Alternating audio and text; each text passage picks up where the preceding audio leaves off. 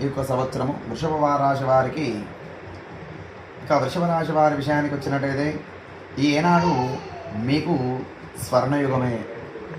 లాభస్థానంలో శని కోరిన కోరికలన్నీ తీర్చి కామధేనువులా మారి పట్టెందల్లా బంగారం చేస్తారు.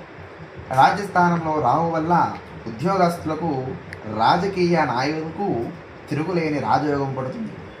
ఆదాయానికి డోకా లేదు, కానీ చతుర్థ కేతువ ఇల్లు వల్ల ఇంట్లో చిన్న చిన్న రిపేర్లు, తల్లిగారి ఆరోగ్యంపై కాస్త శ్రద్ధ అవసరం. జూన్ తర్వాత సోదరుతో చిన్న పట్టింపులు రావచ్చు, కాబట్టి తగ్గేవారు నెగ్గుతారు అన్న సూత్రాన్ని పాటిస్తే ఈ ఏడు మీకు ఎదురులేదు. వృషభ రాశి వారికి ఈ ఏడు అంతా స్వర్ణయోగంగానే అని చెప్పడం జరిగింది. మీకు లాభస్థానంలో శని మీరు ఏది కోరంటే కోరిన కోరికలు నెరవేర్చుకోవడానికి మంచి అవకాశంగా ఈ యొక్క సంవత్సరం ఉంటుంది.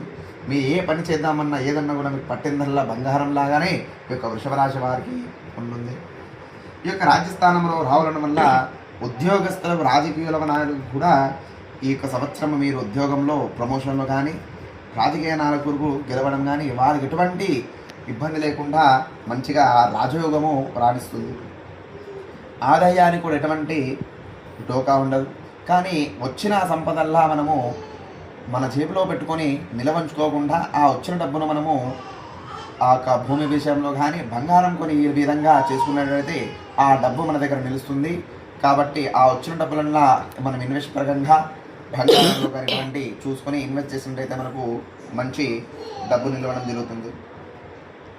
ఈ యొక్క జూన్ తర్వాత చిన్న చిన్న ఆరోగ్య సమస్యలు, రిపేర్లు వచ్చే అవకాశాలు కలుగుతున్నాయి. కొంచెం ఆరోగ్యం మీద కాస్త శ్రద్ధ తీసుకోవాలంటుంది. ఈ యొక్క జూన్ తర్వాత సోదరులతో చిన్న చిన్న పట్టింపులు రావచ్చు. ఆ యొక్క పట్టింపుల సమయంలో ఎవరైతే తగ్గుతారో వారు నెగ్గుతారు. కాబట్టి ఇలాంటి సోదరులతో ఎటువంటి కష్టాలు వచ్చినప్పుడు తగ్గి ఉన్నట్టయితే అంతా కూడా శుభం జరుగుతుంది.